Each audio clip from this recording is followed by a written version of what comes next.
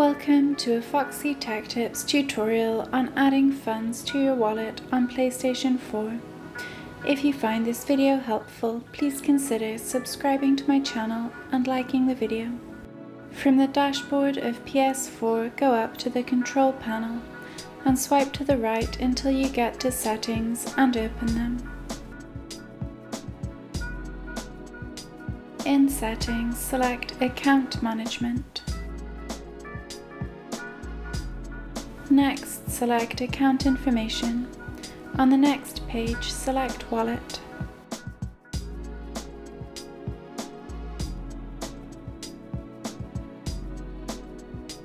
In Wallet Settings, click Add Funds.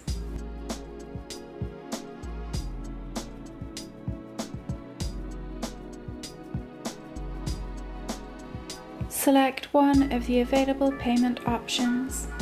Enter your payment info on the next page. Then select how much you want to add to your account funds. Once the payment goes through, the funds will be added to your account. And that draws an end to this tutorial.